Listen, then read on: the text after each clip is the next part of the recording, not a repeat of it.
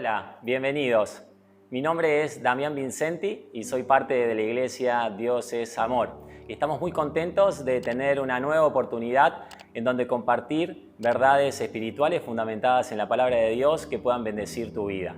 En esta ocasión, el título de mi reflexión es una pregunta y es ¿quién va al cielo?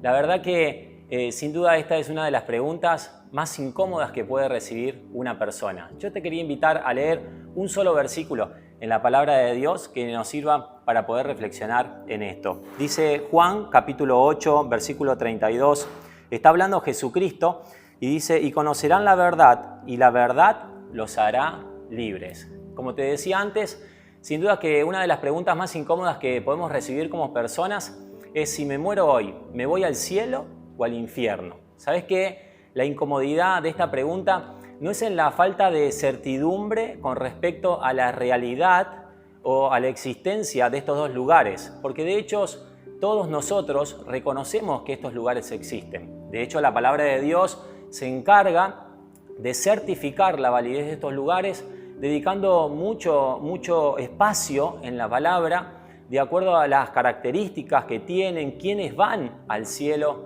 o al infierno. Entonces, la incomodidad de esta pregunta viene de la incertidumbre que tenemos como personas con respecto a nuestra realidad espiritual frente a Dios. En esta ocasión, Jesucristo le estaba hablando a los fariseos, a los judíos. Este capítulo 8 de Juan viene relatando y viene contando la historia que estaba teniendo Jesús con los judíos. Y los estaba confrontando, como lo había hecho en muchas oportunidades, con respecto a su realidad espiritual frente a Dios. Y como lo hacemos muchas veces nosotros, ellos presentaban argumentos frente a esta incomodidad que les presentaba el maestro, que eran frágiles, que eran argumentos humanos y que no estaban fundamentados en la verdad eterna de la palabra de Dios. Y entonces, en ese tiempo, el argumento de estos judíos es que por ellos ser hijos, descendientes de Abraham, tenían acceso al cielo. ¿Sabes que los judíos en ese tiempo, los contemporáneos a Jesús, eran muy respetuosos de sus ancestros, de las personas que los habían precedido? Y entonces muchas de estas personas que los habían precedido habían disfrutado de una relación muy especial con Dios. Muchos de ellos habían recibido promesas incluso que quedaron registradas en la Biblia. Y entonces estos judíos de la época de Jesús querían gozar de los mismos beneficios que habían obtenido estos hombres de fe sin hacer absolutamente nada. ¿Sabes qué? Muchas veces esa respuesta, como te comentaba antes de ellos, se asemeja a las respuestas que presentan personas en el día de hoy.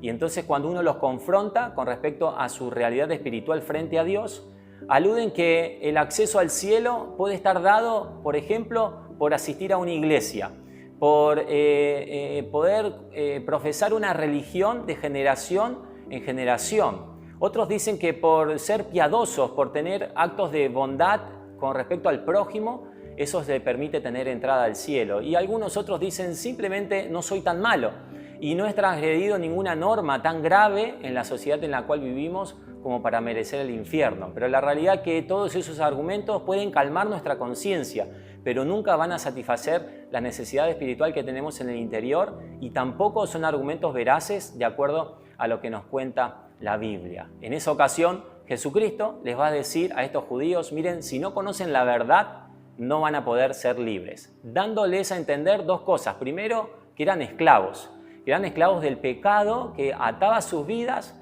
y que los condenaba al infierno, a una realidad eterna en el infierno. Pero por otros lados, le estaba dando la salida y dice, si conocen la verdad los puede hacer libres. Y entonces encontramos aquí el secreto, encontramos aquí la respuesta para poder tener el acceso al cielo, y es poder entender lo que nos dice Dios a través de su palabra. Esto no quiere decir que por el solo hecho de leer la palabra de Dios vamos a ir al cielo, sino que el compartir tiempo con la Biblia, con las verdades eternas, nos van a mostrar cuál es nuestra realidad frente a Dios y eso nos va a permitir tomar decisiones al respecto. Termino en esta ocasión con un versículo que encontramos en Juan capítulo 1, versículo 1. Y dice que el verbo, la palabra, se hizo carne y habitó entre nosotros y vimos su gloria, gloria como la del unigénito del Padre. ¿Sabes qué? Aquí cuando dice el Verbo está hablando de Jesucristo.